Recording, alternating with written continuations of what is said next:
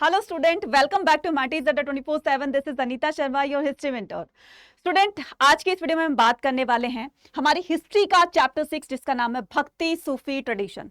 ठीक है, और इसमें हम दो टॉपिक को कवर करने वाले हैं भक्ति सूफी ट्रेडिशन में। एक तो फर्स्ट टॉपिक हमारा mosaic of religion, belief and practice, और सेकंड है हमारा अर्ली ट्रेडिशन ऑफ भक्ति।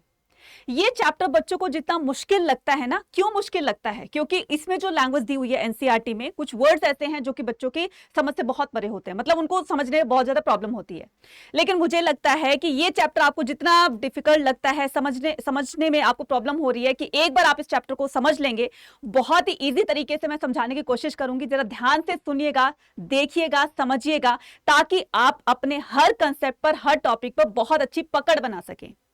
क्लियर? क्योंकि आपकी अंडरस्टैंडिंग के बेस पर ही आपके क्वेश्चंस पुट किए जाएंगे। आपको पता ही है ना, कॉम्पिटेंसी बेस्ड क्वेश्चन, आपकी अंडरस्टैंडिंग पर ही क्वेश्चन जो है वो 50% आने वाले हैं। ठीक है, तो अभी क्या करना है आपको, ये जो टॉपिक है बहुत अच्छे से समझना है। तो इस टॉपिक में सबसे पहले हम यहाँ पर बात करने वाले हैं कि किस तरह से भक्ति सूफी मूवमेंट चला। ठीक है, जैसे भक्ति मूवमेंट कब कहां से चला, ठीक है, कौन कौन से संत आए जिन्होंने भक्ति को जो है वो दूर दूर तक फैला दिया। ठीक है, बात करें किसकी, इस्लाम धर्म में भी, तो इस्लाम धर्म को भी धीरे धीरे प्रोपोगेट किया जा रहा है।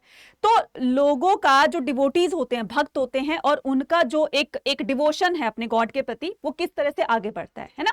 तो स्टार्टिंग तो हो चुकी थी पहले थिंकर बिलीव्स ऑन बिल्डिंग से, किस तरह से उन्होंने लोगों को एक अच्छा, एक सच्चा और एक धर्म का रास्ता दिखाया, जिस पर चलकर लोग जो है वो अपने इस सांसारिक को भी, और मतलब जो है अपने मोक्ष की प्राप्ति करेंगे। इन सभी चीजों को लेकर के ये जो भक्ति चल रही है अपने गॉड के प्रति, तो वो किस तरह से आगे बढ़ती है, और कौन कौन से संत आते हैं जिन्होंने अपने अपने फॉलोवर्स को लेकर किस तरह से वो आगे बढ़ते हैं और इस भक्ति आंदोलन का एक तरीके से आगाज करते हैं। ठीक है, तो सबसे पहले हम बात करते हैं इंट्रोडक्शन की। तो देखो, इंट्रोडक्शन पार्ट में हम क्या करने वाले हैं कि इतने लेंथी पीरियड को हम पढ़ने वाले हैं इस चैप्टर में, यानी कि 8 से लेकर के 18th सेंचुरी भक्ति मूवमेंट। ठीक है, तो ये भक्ति मूवमेंट चलता है, right. Islam and the Sufi movement, ये क्या कर रहे थे, मतलब हमारी इंडियन हिस्ट्री में, जो हमारी मेडिवल इंडिया की हिस्ट्री है, उसमें बहुत ही एक अपना इंपॉर्टेंट रोल प्ले करते हैं। भक्ति नहीं होती तो भगवान के प्रति हम अपना डिवोशन कैसे शो करते हैं ना। तो ये भक्ति करने का जरिया वो लोग हमें दिखाएंगे, जिसके रास्ते पर चलकर हम भगवान को कह सकते हैं ना कि पा सकते हैं। ठीक है, अब वो भक्ति कैसे कैसे होगी, सारी चीजें हम यहाँ पर देखने वाले हैं। तो यहाँ पर दो वर्ड आते हैं, अल्वराज और नैनार्स। ठीक है, Alvars and the Nayanars were consider as the founder of bhakti movement in the south India. ये जो स्टार्टिंग हुई थी ना, जो भक्ति मूवमेंट की स्टार्टिंग हुई थी, ये कहां से हुई थी? ये हुई थी सदर्न इंडिया से। ठीक है, और सदर्न इंडिया से भी कहां से? तमिलनाडु से। ठीक है, कहां से? तमिलनाडु से। तो तमिलनाडु में दो ब्रांचेस होती हैं, कौन कौन सी? एक अल्वराज और एक नैनार्स। याद करो, जो हमने चैप्टर 4 में थिंकर्स, बिलीव्स और बिल्डिंग्स का जो हमने लास्ट चैप्टर पढ़ा था, कौन सा? न्यू रिलीजियस वाला। ठीक है, तो अब नए नए रिलीजियंस बनने लगे थे, यानी कि शैविज्म और वैष्णविज्म में लोग जो है अपने आप को आगे बढ़ा रहे थे। तो कुछ लोग कुछ डिवोटीज थे जो लॉर्ड शिवा को वो कर रहे थे, भक्ति कर रहे थे उनकी। कुछ डिवोटीज थे लॉर्ड विष्णु को जो है वो वर्शिप कर रहे थे। तो उनमें शैविज्म और वैष्णविज्म दो पार्ट में बढ़ जाता है। तो सेम यही जो चीज है यहां पर देखी गई है कि अल्वराज और Nayanars were consider as the founder of the bhakti movement in the south India. तो अब हम यहां पर देखेंगे कि अल्वराज कौन होते हैं। अल्वराज होते हैं लॉर्ड विष्णु के डिवोटीज। ठीक है, भगवान विष्णु की पूजा करने वाले या भगवान विष्णु को मानने वाले लोग क्या कहलाते हैं? अल्वराज कहलाते हैं। ठीक है, और while the Nayanars were followed the Saivism, और जो नैनार होते हैं वो भगवान शिव के डिवोटीज होते हैं, भगवान शिव को जो वर्शिप करते हैं, उनको मानते हैं, उनको नैनार्स कहते हैं। फिर से सुनो, अल्वराज किसके डिवोटीज हैं? लॉर्ड विष्णु के। ठीक है, दूसरा जो शैविज्म है, यानी कि जो हमारे नैनार्स हैं, ठीक है, वो कौन है? वो लॉर्ड शिवा को मानते हैं, लॉर्ड शिव को मानते हैं, भगवान शिव जी को मानते हैं। तो both Alvars and Nayanar strongly criticise the social and religious malpractice and the privilege of the society. ये दोनों ही क्या करेंगे, जो सोसाइटी में जो कास्ट सिस्टम को लेकर एक दूसरे के साथ डिस्क्रिमिनेशन किया जाता था, भेदभाव किया जाता था, कि विमेन को और शूद्रों को, जो भी गरीब होते थे, उनको टेंपल में एंट्री ही नहीं दी जाती थी। क्यों नहीं दी जाती है? तो वो भी इंसान ना। तो ये इस तरह के ना क्वेश्चन करेंगे उनसे सोसाइटी में। ठीक है, तो यहां पर देखिए कि both the Alvars and Nayanar strongly criticise the social and religious malpractice prevalent the society. तो ये सोसाइटी को एक क्वेश्चन करने के बाद एक सोसाइटी को नया रास्ता दिखाएंगे कि ऐसा क्यों हो रहा है। और जब इनका आंदोलन चलेगा तो इसमें वही लोग इनके साथ चलेंगे जिनको ये प्रॉब्लम हो रही थी कि किसी को जब टेम्पल में नहीं जाने दिया जा रहा है, किसी को वेद पुराण पढ़ने की इजाजत नहीं है, किसी को संस्कृत पढ़ने लिखने की अलाउंस नहीं थी, तो ये वही लोग उनके साथ आएंगे और इस भक्ति मूवमेंट को आगे बढ़ाएंगे। ठीक है, चलिए नेक्स्ट मूव ऑन करते हैं। तो ये जो हमारा टॉपिक है फर्स्ट कौन सा, अब mosaic of religious believes and practice. सबसे पहले देखिए ये क्या होता है, ये मोज़ेक क्या होता है बच्चे। ठीक है, ये मोज़ेक क्या होता है, मोज़ेक होता है कि जैसे आपने टेंपल में देखा होगा ना, टेंपल की दीवारों पर ना इस तरीके से जैसे टाइल्स होती है ना, वो टाइल्स को एक दूसरे में ना जोड़ दिया जाता है। ठीक है, अब जोड़ने के बाद इसमें क्या होता है कि भगवान की ना एक फिगर बन जाती है, एक मूर्ति बन जाती है ना। 4 टाइल्स को जोड़ने के बाद या 10 टाइल को जोड़ने के बाद एक अच्छी सी भगवान की मूर्ति शो होने लगती है ना।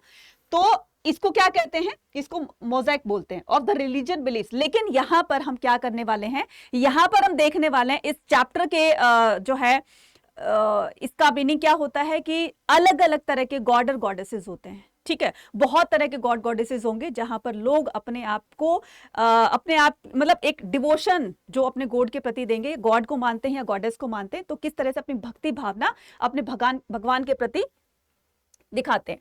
तो a wide range of the god and goddess were found in the sculpture. तो ये बहुत तरह के जो देवी देवता होते हैं, तो ये स्कल्पचर्स के रूप में यानी कि मूर्तियों के रूप में ये वर्शिप किए जाएंगे। ठीक है, अब भक्ति भी बहुत तरह की होती है, आगे चलकर बताऊंगी कितनी तरह की भक्ति होती है। कोई मेडिटेट करके करता है, कोई मूर्ति पूजा नहीं करता है, तो कोई मूर्ति पूजा करता है, कोई मेडिटेशन के थ्रू करता है, तो कोई मूर्ति पूजा ये दिया बाती और अगरबत्ती करके ये सब करते हैं। ठीक है, कहने का मतलब अलग अलग तरह से भक्ति होती है। तो यहां पर हम देख रहे हैं कि wide range of the god and goddess were found in the sculpture as well as in the text. ठीक है, तो टेक्स्ट के अंदर भी हमें इन गॉड और गॉडेस के बारे में पता चलता है, बहुत सारे स्कल्पचर्स को बना करके लोग इनको वर्शिप करते हैं। Puranic text were composed and the compiled simple Sanskrit language which could be accessible to the women and Shudras. अब जो पहले के जो वेद पुराण थे जिसमें बहुत टिपिकल लैंग्वेज संस्कृत में मेंशन की गई थी, जो भी टेक्स्ट होते थे, अब वो धीरे धीरे संस्कृत का इजी वर्जन ला करके और ये जो पुराण है वो लिखने लगे। ठीक है, तो पुरानिक जो टेक्स्ट होते हैं were compose and compile the simple Sanskrit. अब वो जो टिपिकल संस्कृत थी उसको थोड़ी सी इजी लैंग्वेज में करने लगे। अब धीरे धीरे चेंज तो आ ही रहा था ना, क्योंकि ये चेंज थिंकर्स लेकर आ चुके थे।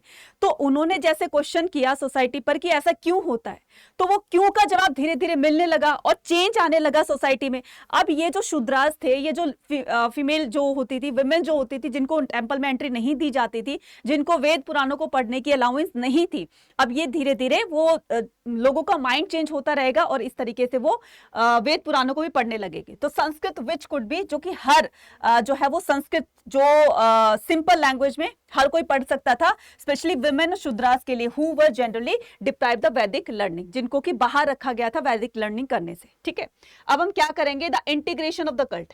ये क्या है हमारा integration of the cult. Historian have to try the understand these developments suggested that these were the least the two process at work। देखो कल्ट्स क्या होते हैं, मूर्तियां होती हैं, है ना। स्कल्पचर्स क्या होते हैं, मूर्तियां होती है। अब लोग ना अपने अपने भगवानों की मूर्तियां बना करके उसको वर्शिप करेंगे और अपनी भक्ति भावना दिखाएंगे। ठीक है, तो one was process the disseminating the Brahmanical idea. This was the exemplified by the composition, compilation and the preservation of the Puranic text in the simple Sanskrit words. ठीक है, अब देखो यहां पर बताया गया है कि जिन चीजों से लोगों को दूर रखा गया था, शूद्रास को और फीमेल्स को, विमेन्स को दूर रखा गया था, अब वो चीजें धीरे धीरे चेंज होने लगी। ठीक है, अब जो ब्राह्मणों की एक मोनोपोली सोसाइटी पर चल रही थी वो धीरे धीरे खत्म होने लगी। तो अब इस भक्ति आंदोलन में ज्यादा से ज्यादा जो फॉलोवर्स बनेंगे वो खास करके विमेन्स बनेंगी, खास करके शूद्रास बनेंगे, जिनको वो प्रॉब्लम फेस कर रहे थे, जिनको वो प्रॉब्लम हो रही थी। ठीक है, तो this means they were means to be accessible the women and shudras who were excluded the Vedic learning। ठीक है, डिफरेंस। अब देखो इसका क्या मतलब है, यहाँ पर इस फोटो को दिखाने का क्या मतलब है। इसका मतलब ये है, ये आपको पता ही है, जगन्नाथपुरी में जो टेंपल बनाया है जगन्नाथ जी का, ठीक है, वहां पर श्री कृष्ण जी, बलराम और सुभद्रा की 3 मूर्तियां हैं ना। तो ये लकड़ी की हैं, वुडन है। ठीक है, तो जब इसको सबसे पहले जिसने बनाया वो एक बाय कास्ट एक शूद्र था, है ना। तो माना जाता है, ऐसा कहा जाता है, एक मिथ है ये कि उस शूद्र को भगवान ने दर्शन दिए, ठीक है, और कहा कि तुम मेरी मूर्तियां बनाओ और मूर्तियां बना करके यहाँ पर एक मंदिर स्थापित करो, यहाँ पर एक मंदिर बनाओ, वहां पर हमारी मूर्तियां रखो। क्योंकि ये एक शूद्र ने बनाई थी इसलिए, क्योंकि ब्राह्मण तो कहते थे कि शूद्र बहुत ही मतलब नीची कास्ट के होते हैं, तो शूद्रों को बिल्कुल टेम्पल में तो अलाउ ही नहीं थी, और टेम्पल की तो बात छोड़ो, उनकी परछाई तक वो अपने पर नहीं पड़ने देना चाहते थे। अब देखो इतना बड़ा मंदिर है और एक शूद्र ने ही ये मूर्तियां बनाई है, जब उस मूर्तियों को वहां पर स्टैब्लिश किया गया, स्थापित किया गया, तो लोग दूर दूर से उनको वर्शिप करने के लिए आते हैं। तो कहीं ना कहीं ये रूल ब्रेक हुआ ना, है ना। तो यहां पर वही चीजें इसमें बताई गई है। क्लियर? माना जाता है कि जब इसको बनाया गया था तब से लेकर आज तक इसको, ठीक है, इसकी मरम्मत होती है, लेकिन ये जो वुड है वो कभी भी, कहते हैं ना, वुड में जो दीमक लग जाती है वो नहीं लगी है आज तक भी इसमें, लेकिन इसको टाइम टू टाइम इसको रिपेयर की जरूरत पड़ती है, तो वो करते हैं, है ना। तो अब करते हैं डिफरेंस इन द कॉन्फ्लिक्ट। अब ये डिफरेंस क्या होता है कि अंतर होता है, कॉन्फ्लिक्ट होता है कि दोनों मतलब झगड़े वगैरह वाद विवाद होते हैं, राइट। तो the form of the worship of the associated with the goddess were classified as the तांत्रिक। अब देखो, ठीक है, टेम्पल्स वगैरह में लोगों को एंट्री नहीं थी, पहले की बात कर रहे हैं, लोगों को एंट्री नहीं थी, तो वो लोग क्या करेंगे, जैसे काली माता की है, ठीक है, काली माता को कोई वर्शिप कर रहा है, ठीक है, अब वो काली माता के जो डिवोटी होंगे, राइट, जो भक्त होंगे, उनको तांत्रिक की संज्ञा दे दी गई, उनको तांत्रिक का नाम दे दिया गया, ठीक है। अब उनको सिद्धियां प्राप्त होती है, क्योंकि देखो टेम्पल में तो विमेन की और शूद्रों की एंट्री नहीं थी, ठीक है, टेम्पल में तो विमेन और शूद्रों की एंट्री नहीं थी, विमेन एंड शूद्रों की एंट्री नहीं थी। अब ये लोग क्या करेंगे, जाएंगे तो सही ना कहीं वर्शिप करने के लिए, किसी गॉड या गॉडेस को मानने के लिए, क्योंकि भक्ति उनके अंदर भी है, वो भी तो अपनी भक्ति एक तरह से भगवान को समर्पित करना चाहते हैं ना अपने आप को। तो वो भक्ति कहां से करेंगे, कैसे जाएंगे, कौन से टेम्पल में जाएंगे? तो ये इस तरह के जो काली माता का मंदिर होता है, ये उसमें जाएंगे, क्योंकि इनके लिए तो सब मतलब ये जो इनके डोर होते थे, जैसे काली माता गॉडेस है, ठीक है, तो इनके दरवाजे सबके लिए खुले थे, इनको किसी के लिए यहां पर आइडेंटिफाई नहीं किया गया था कि ब्राह्मण क्षत्रिय वैश्य ही यहां पर आ सकते हैं, शूद्र नहीं आ सकते और विमेन नहीं आ सकती, इनके लिए सब बराबर थे। तो लोग इनकी तरफ जाने लगे और इनके जो डिवोटीज होंगे उनको तांत्रिक कहा जाएगा। Am I clear? Am I clear? ठीक है, तो इनको क्या कहा जाएगा, तांत्रिक। Those who followed the tantric rejected the caste and the class within the ritual context. अब देखो ये कौन बनेंगे, जो कि सोसाइटी से रिजेक्ट कर दिए होते हैं, ठीक है। रिजेक्ट करने के बाद क्या होगा, वही लोग इसके फॉलोवर्स बनेंगे। Many of these ideas influence the Vaishnavism and बौद्धिज्म। अब यही लोग क्या करेंगे, यही लोग क्या बनेंगे, many of these ideas influence the Vaishnavism. इन्हीं से ही आइडिया निकलेगा वैष्णविज्म और बौद्धिज्म का, ठीक है। कि क्यों डिस्क्रिमिनेट, जब इस ऐसे टेम्पल्स में जो गॉडेस का टेम्पल है, काली माता का, जब ऐसे टेम्पल्स में किसी के साथ कोई डिस्क्रिमिनेशन नहीं किया जा रहा है, तो फिर बाकी के लोग क्यों करते हैं?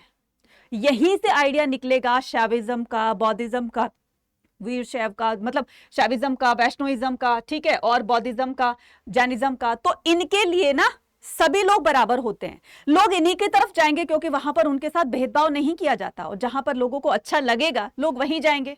उस सोसाइटी का क्या फायदा जहां पर लोगों के साथ इतना ज्यादा भेदभाव किया जाता है, इतना ज्यादा डिस्क्रिमिनेशन किया जाता है। क्लियर? चलिए अब चलते हैं नेक्स्ट पर।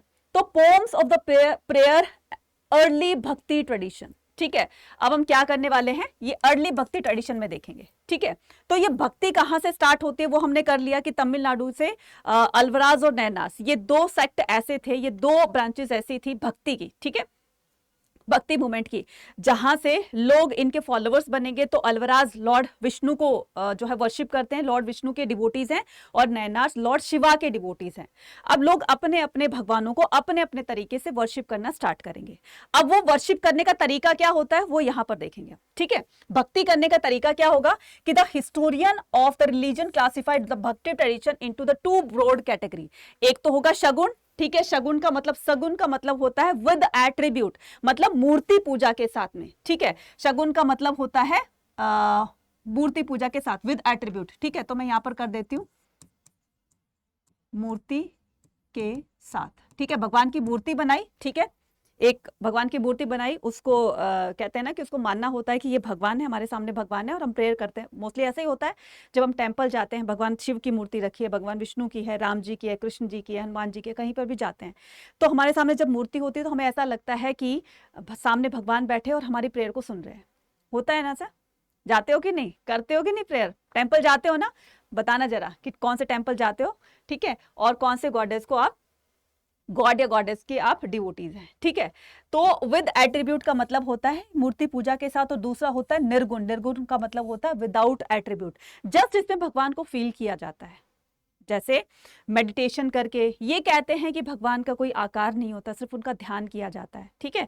उनको एक एक ज्वाला दिखाई देती है, बस उसी को ही मेडिटेट किया जाता है कि ये जो अग्नि है, ये ज्वाला है, यही क्या है, एक दीपक सा है, यही क्या है, भगवान है, ठीक है। तो भगवान को फील किया जा सकता है, ना कि उसका कोई आकार होता है। तो दो तरह की भक्ति हमने देखी ना, एक तो मूर्ति पूजा के साथ, एक तो मूर्ति के साथ में, एक बिना मूर्तियों के साथ में। तो saguna include the tradition that focus on the worship the specific deities such as the Shiva, Vishnu and his avatar. अब इसमें शगुन में क्या होता है कि भगवान विष्णु, भगवान शिव, या फिर भगवान विष्णु के या शिव के जो वो क्या है, अवतार हैं, ठीक है, अवतार हैं, तो इनको क्या बोला जाता है, इनकारनेशन। जैसे लॉर्ड विष्णु की अगर हम बात करें तो लॉर्ड विष्णु के लॉर्ड कृष्णा है, ठीक है, लॉर्ड कृष्णा है, उसके बाद भगवान राम है, राइट, और लॉर्ड शिवा के जितने भी अवतार हैं, तो उन अवतारों की भी और लॉर्ड शिवा और लॉर्ड विष्णु की मूर्तियों को बनाकर भी उनको वर्शिप किया करेंगे। तो ये किस में आता है, ये सारा का सारा ये आता है हमारे शगुन में, ठीक है। And form of the goddess, God and goddess. निर्गुण भक्ति on the other hand would worship the abstract form of God. Abstract form का मतलब होता है जो दिखाई नहीं देता, ठीक है, ना उसका कोई रंग होता है, ना रूप होता है, ना उसका कोई आकार शेप होती है, तो जस्ट उसको फील किया जा सकता है। जैसे हैप्पीनेस होता है, सैडनेस होता है। अब किसी को देख करके हम लोग क्या अंदाजा लगा सकते हैं, वो बहुत खुश है, वो बहुत हंस रहा है। अब वो हंसी का कोई आकार होता है? ये दिख रहा है कि बहुत बहुत खुश है, बहुत हंस रहा है, लेकिन उस हैप्पीनेस का क्या कोई कलर होता है? वो कैसी दिखती है? स्क्वायर है, स्फेयर है, रेक्टेंगल है, ट्राइंगल है, किस शेप की है? नहीं पता। तो कहने का मतलब निर्गुण में भगवान एक एब्स्ट्रैक्ट फॉर्म में उनको अपनी डिवोशन दी जाती है, तो उसे मूर्ति पूजा का खंडन किया गया है, ठीक है, उसे मूर्ति पूजा को नहीं मानते हैं। तो Alvars and Nayanars of the Tamil Nadu, ठीक है, तो ये दोनों ही कहां पर होते हैं? तमिलनाडु में होते हैं। During the 6th century some of the bhakti movement were led by the Alvars. कब की बात कही है बच्चे? 6th सेंचुरी की बात की गई है, ठीक है। तो 6th सेंचुरी में एक मूवमेंट चलता है साउथ इंडिया में, ठीक है, movement were led by the, तो एक मूवमेंट चलाया जाता है किसके द्वारा? अलवराज और नैनास के। तो ये दोनों ही जो भक्त हैं, फॉलोवर्स हैं, ठीक है, लॉर्ड शिवा के, लॉर्ड विष्णु के, ये एक ऐसा आंदोलन चलाएंगे जो लोगों को अपने साथ लेकर चलेंगे। और मैंने कहा ना कि वही लोग इनके साथ में आएंगे, वही लोग इनके फॉलोवर्स बनेंगे जो प्रॉब्लम को फेस कर रहे थे, जिनके साथ डिस्क्रिमिनेशन हो रहा था, ठीक है ना। तो कहते हैं ना, आपने एक इंग्लिश में फ्रेज भी सुनी होगी कि only the person knows where the shoes pinches, है ना, कि एक वही जानता है जिसको दर्द हो रहा है कि उसका शू कहाँ बाइट कर रहा है ना, शू कहाँ काट रहा है, उसका जूता कहाँ काट रहा है, उसी को पता है। किसी दूसरे पर्सन को थोड़ी ना पता है कि कहाँ उसका जूता काट रहा है या कहाँ उसको पेन हो रहा है। कहने का मतलब ये वही लोग इनके फॉलोवर्स बनेंगे जिनको प्रॉब्लम हो रही थी, ठीक है। तो अलवराज, those who were immense the devotion of the Vishnu, the meaning of the Lord Nainar, those who were devotees of Shiva, they traveled from, ये क्या करेंगे? ये अपने अपने भगवानों को, लॉर्ड शिवा को, लॉर्ड विष्णु को वर्शिप कराने के लिए, या उनकी गाथाएं सुनाते थे लोगों को कि किस तरह से भगवान विष्णु और भगवान शिव हमारे साथ होते हैं। तो आपकी एक पुकार सुन करके, एक प्रार्थना सुन करके, अगर आप सच्चे मन से करते हो तो जरूर आपकी प्रॉब्लम को सोल्व करेंगे। तो इस तरह की बातें लोगों को बताएंगे, और यही बातें लोगों को अट्रैक्ट करेंगी, यही बातें लोगों को उनकी तरफ खींचकर लेकर आएगी, ठीक है, कि हाँ ये भगवान के बारे में इतना जानते हैं। और वाकई में ऐसा हो रहा था कि जब हम सच्चे दिल से कोई प्रेयर करते हैं भगवान से, तो वो वाकई में पूरी होती है ना। तो the meaning of the word Nainars is those who were devotees of Shiva. They traveled to one place to another, singing the hymns in the Tamil in the praise of their God. तो ये अपनी अपनी local भाषा में लोगों को पॉम्स के through, मतलब प्रार्थनाएं कैसे की जाती है, भजन कीर्तन कैसे होते हैं, जब हम भजन कीर्तन करते हैं, भजन गाते हैं या प्रेयर अपने स्कूल में करते हैं, तो उनकी जो अपनी लोकल लैंग्वेज थी, ठीक है, तमिल में वो लोग बोलते थे, तो तमिल में ही लोगों को भजन वगैरह सुना सुना करके और भगवान की गाथाएं उनको सुनाते थे तमिल भाषा में, तो लोग उनको सुनते थे, सुन करके लोगों को समझ में आता था और धीरे धीरे लोगों की भक्ति जो है धीरे धीरे उनके अंदर आने लगी और इस तरह से वो उनके फॉलोवर्स बन जाते हैं।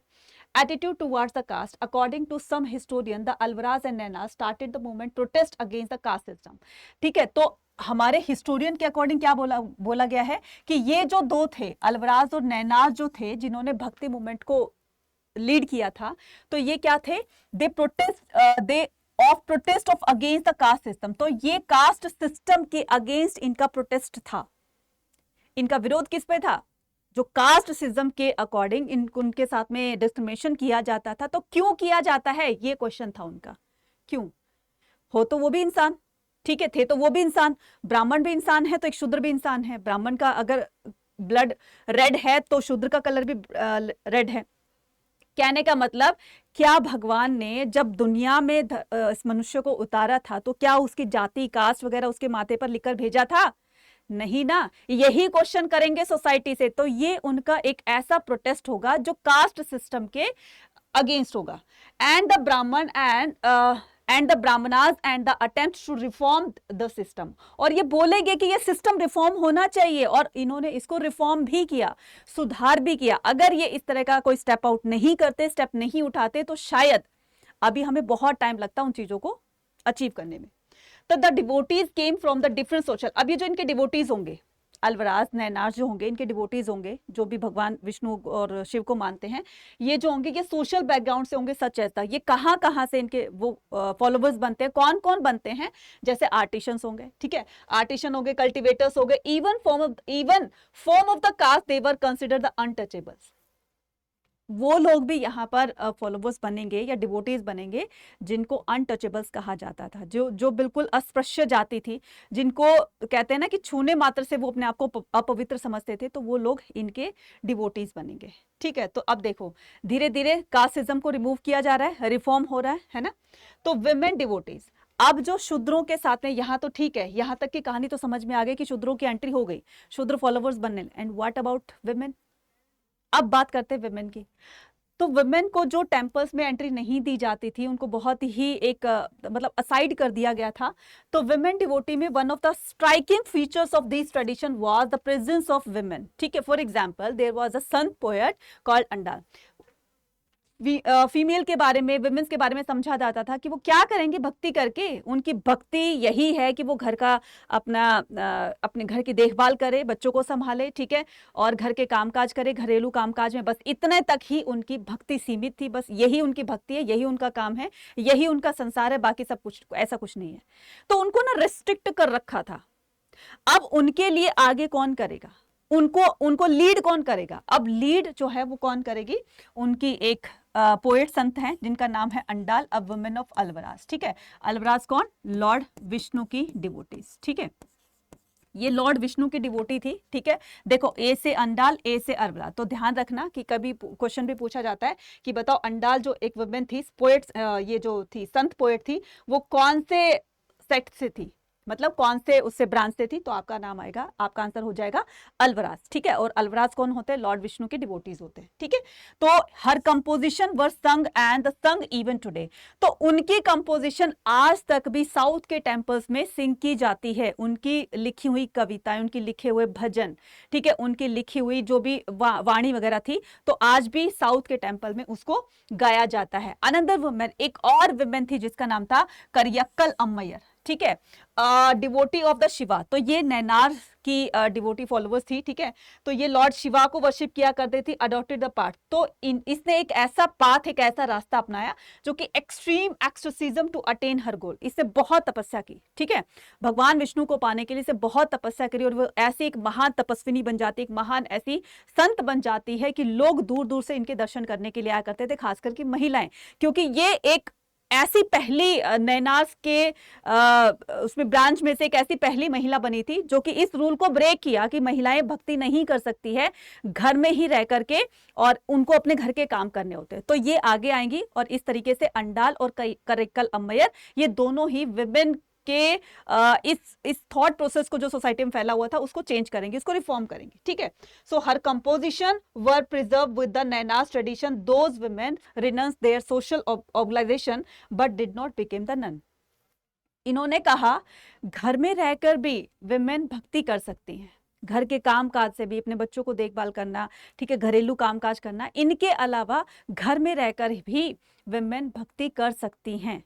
उनको बाहर जाने की आवश्यकता नहीं है, वो बाहर जाकर किसी आश्रम में जाकर के और वो साध्वी बन जाएं, ठीक है, अपने घर बार को छोड़ करके और साध्वी बन जाएं, तो ये भी पॉसिबल नहीं था क्योंकि बच्चे भी थे, उनके घर की रिस्पॉन्सिबिलिटी भी थी, ठीक है। तो कहने का मतलब ये कि घरेलू काम के साथ साथ में वो भी भक्ति कर सकती है। तो वो घरेलू होने के साथ साथ में उनको जो भक्ति का रास्ता दिखाया वो इन्होंने दिखाया कि अपना घर छोड़ने की जरूरत नहीं है, तुम घर में रहकर भी भक्ति कर सकती हो। घर में रहकर फ्री टाइम होता है, जैसे आपने देखा होगा कभी ये नवरात्रे आते हैं तो जब दोपहर का टाइम होता है तो लेडीज क्या करती हैं, इकट्ठा हो करके टेंपल में अपना थोड़ा बहुत देर अपना भजन वजन कर लेती हैं, भगवान का नाम ले लेती हैं, है ना। तो घर भी देखा और इधर भगवान की भक्ति भी कर रही हैं, ठीक है। Next, relation with the state. तो the Chola rulers support that the bhakti tradition and the build temple. अब देखो इनको वर्शिप करने के लिए, लॉर्ड शिवा लॉर्ड विष्णु को वर्शिप करने के लिए धीरे धीरे टेम्पल्स की जो है वो नीड होने लगी। लोग कहाँ पर जाएंगे, टेंपल जाएंगे, टेंपल जा करके वो अपने भगवान को उन मूर्तियों में देखेंगे, ठीक है, वहां पर प्रेयर करेंगे, वहां पर एक दूसरे से मतलब एक दूसरे से धर्म की बातें करेंगे, अपने सुख दुख की बातें करेंगे, राइट। तो कहने का मतलब relation with the state, the Chola ruler supported the bhakti tradition. अभी जो रूलर्स होते थे ना, ये भी इन्होंने भी भक्ति को बढ़ाने के लिए, दूर दूर तक फैलाने के लिए काफी अपना इंपॉर्टेंट रोल प्ले किया। जैसे कि उन्होंने बहुत बड़े बड़े टेम्पल्स बनवाए, टेम्पल में लॉर्ड शिवा लॉर्ड विष्णु की मूर्तियां रखी, लोग दूर दूर से टेम्पल में आते थे उनके दर्शन करने के लिए, भगवान के, ठीक है, उनको वर्शिप करने के लिए। तो एक तरह से दूर दूर से लोग आएंगे तो दूर दूर तक भक्ति फैलेगी ना, तो इनका भी अपना एक कंट्रीब्यूशन था। And build the temple Shiva and Vishnu, some of the magnificent temple such as the temple in the Chidambaram Thanjavur. तो चिदम्बरम टेंपल कहाँ पर है, ये साउथ के थंजावुर में है, ठीक है। And right, and the Gangaikonda Cholapuram were the constructed under the patronage. ये इतने बड़े बड़े टेंपल जो हैं वो कंस्ट्रक्ट करवाए किसने, चोला रूलर्स ने। Clear, the Chola rulers. अच्छा, कई बार वैसे क्वेश्चन नहीं आता है लेकिन फिर भी बता दूं, ये जो नटराज की मूर्ति है ना, ठीक है, नटराज की मूर्ति है, सबसे पहले ये चोला रूलर्स ने ही बनवाई थी। क्लियर, तो चोला रूलर्स ने ही सबसे पहले ये नटराज की मूर्ति बनाई थी। He the Chola ruler build the temple often to claim divine support and proclaim their own power and status। अब देखो, चाहे ठीक है इन्होंने बड़े बड़े टेंपल बनाए, लेकिन इनका कहते हैं इनका खुद का भी अपना इसमें फायदा होता था, बेनिफिट होता। वो क्या कि कोई भी राजा होता था वो बड़े बड़े सुंदर सुंदर टेंपल बनाता था, जितना बड़ा, जितना ब्यूटीफुल, जितना डेकोरेटेड टेंपल बनवाएगा, उससे विजिटर्स के मन में, दिमाग में ये ख्याल आएगा कि भाई जिस राजा ने बनवाया उसके पास पावर कितनी होगी, तो उससे उसकी पावर का अंदाजा लग जाता था, कितना पैसा होगा इसके पास, कितना जो है पावर होगी इसके पास में, और कितना बड़ा राजा है जिसके पास इतनी सारी धन दौलत है, पावर है। उसी के हिसाब से तो उन्होंने टेंपल बनाया ना, और कितनी लैंड होगी, कितना एरिया होगा, जिसकी वजह से इसने टेंपल को कंस्ट्रक्ट वाले ने इतनी सारी लैंड ग्रांट कर दी। तो कहने का मतलब उनकी पावर का अंदाजा लग जाया करता था। तो proclaim their own power and the status and adore those temple who with stone and metal sculpture to present the vision of the popular sant. ठीक है, और साथ साथ में जो भी इनके जैसे डिवोटीज होते थे, जैसे मान लीजिए कोई भी चोला रूलर हो गया तो वो लॉर्ड शिवा का बहुत बड़ा डिवोटी है, तो वो क्या करता था, मंदिर के आगे जो एंट्रेंस गेट होता है ना, तो अपनी बड़ी सी स्टेचू बनवा देता था कि देखो ये बहुत बड़े संत महात्मा थे और इतने बड़े भक्त थे शिव के। ठीक है, तो कई बार ऐसा भी होता था कि बड़े बड़े संत होते थे तो वो किसी भी भगवान के बहुत बड़े बड़े भक्त होते थे, तो उन संतों की भी मूर्तियां बनवा करके और वहां पर रख देते थे। आपने देखा होगा ना कभी अपने आसपास में, या आप अगर विलेज एरिया से बिलोंग करते हैं तो विलेज में आपके कोई ना कोई बाबा रहा होगा जिसे कुछ ना कुछ चमत्कार किया होगा, तो लोग क्या करते हैं, उन्हीं को मानने लगते हैं, उनकी मूर्ति बना करके टेंपल में उन्हीं को वर्शिप करते हैं। बात सही कह रही हूँ ना? कौन सा है आपके ऐसा आपने अपने आसपास देखा होगा तो कमेंट सेक्शन में लिखकर जरूर बताइएगा। ठीक है, चलिए, तो आई थिंक ये था हमारा, ठीक है, आज का सबसे बड़ा जो हमारा सरप्राइज है। ठीक है, वो क्या है कि देखो, जैसे इस तरह के जो चैप्टर्स हैं वो धीरे धीरे आपको समझ में आने लगेंगे, ठीक है। अब समझ में आएंगे तभी जाकर आप क्वेश्चन के आंसर्स दे सकते हैं, ठीक है। अब देखो, चाहे वो बोर्ड एग्जाम है, चाहे वो आपका सीयूटी एग्जाम है, दोनों में ही आपको अच्छे मार्क्स लेकर आने हैं, ठीक है। खास करके मैं बात करूं कि बोर्ड एग्जाम की, क्योंकि बोर्ड एग्जाम आपका सेकेंडरी एग्जाम है। 70% तो सिलेबस आपका यहीं से हो जाना है। एनसीईआरटी जब आप पढ़ोगे तो सीयूईटी का 70% आपका यही सिलेबस कवर हो जाना है, 70-80%, ठीक है। बाकी बचा थोड़ा सा, वो हम सीयूटी में कर लेंगे जब एग्जाम आएगा। तो आपको क्या करना है, अगर आपका सपना है अपने स्कूल में टॉप करने का, ठीक है, डिस्ट्रिक्ट टॉपर बनने का, स्टेट टॉपर बनने का, तो कहीं ना कहीं इसके लिए आपकी जो मेहनत है वो, कहते हैं ना कि जितना गुड़ डालोगे उतना तो जितनी आप मेहनत करोगे उतना ही आपका रिजल्ट अच्छा आएगा। अगर आपका सपना है स्टेट टॉपर बनने का, स्कूल में टॉप बनने का, तो उसके लिए आपको मेहनत भी करनी पड़ेगी उस हिसाब से, ठीक है। मेहनत कैसे कि हर कंसेप्ट पर आपकी पकड़ होनी चाहिए, ठीक है। हर कंसेप्ट को बहुत अच्छे से क्लियर करना है। क्लियर करने के बाद फिर उसमें आपको जो है रिवीजन करनी है कि आपने आज ये टॉपिक समझ लिया, उसके बाद आप रिवीजन करते हो, ठीक है। आज नहीं तो 2 दिन बाद करोगे, 10 दिन बाद करोगे, एग्जाम आने पर करोगे, रिवीजन करोगे ना। फिर उसके बाद आप मॉक टेस्ट लगाओगे, ठीक है। मॉक टेस्ट लगाओगे, प्रैक्टिस सेट लगाओगे, सैंपल पेपर लगाओगे, बहुत सारे प्रैक्टिस करोगे ना। तो ये तीनों चीजें, जो आपकी कंसेप्ट क्लियरेंस है और आपके जो रिवीजन है और जो आपकी पीडीएफ, ये जो मॉक टेस्ट है, ये सब कुछ है, ये आपको दिया जा रहा है सिर्फ और सिर्फ कितने का, ये सिर्फ और सिर्फ आपको है 2549 का, ठीक है। 2549, अब ये पहले 2999 का था, लेकिन इस पर आपको 17% का डिस्काउंट मिल सकता है जब आप कूपन कोड यूज करेंगे। कौन सा कूपन कोड यूज करेंगे आप? Y489, ठीक है। कूपन कोड यूज करेंगे Y489, तो ये कूपन कोड यूज करना है और आपको इस पर भी मैक्सिमम डिस्काउंट मिल जाएगा। बोर्ड एग्जाम में टॉप करोगे, इसके लिए आपको क्या है, थोड़े से पैसे खर्च करने पड़ेंगे, और ये कितने हैं आपके 2549। तो यार इतने में तो आप अपनी ड्रेस लेने जाते हो ना, तो उसमें भी खर्च कर देते हो सकता है इससे भी महंगी आपकी ड्रेस हो, इससे महंगी आपकी शर्ट हो, या फिर जो भी आप वेयर करते हो, तो हो सकता है इससे भी कॉस्टली हो। और ये तो आप अपने करियर पे खर्च कर रहे हैं, किसी और पे नहीं कर रहे हो, मम्मी पापा पे नहीं, दोस्त पे नहीं, रिलेटिव्स पे नहीं, टीचर्स पे नहीं, ये तो आप अपने पे खर्च कर रहे हो ना। तो आपको क्या करना है, सबसे पहले हमें जाना है कहां पर, इसके लिए, इसको परचेज करने के लिए।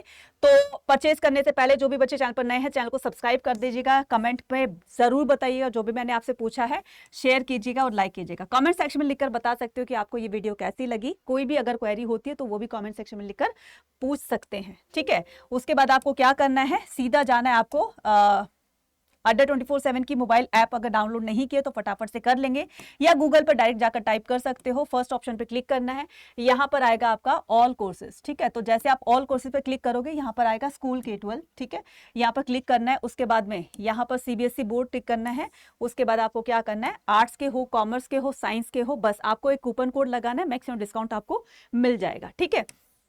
ये देखिए, आपने बाय नाउ पे क्लिक किया, जैसे आपने बाय नाउ पे क्लिक किया वैसे ही आपका Y489 ये कूपन कोड आपको लगा देना, यहाँ पर टाइप कर देना, अप्लाई कर देना। अब ये देखिए 2489 का ये आपका कोर्स रह गया है, जल्दी कीजिए। जितनी जल्दी आप इसमें एनरोल करेंगे उतना जल्दी हम अपने सिलेबस को खत्म करेंगे। सिलेबस खत्म करने के बाद रिवीजन की तरफ बढ़ेंगे। जितनी अच्छी रिवीजन होगी उतने अच्छी हमारी जो है वो मार्क्स आने की पूरी उम्मीद रहेगी, ठीक है।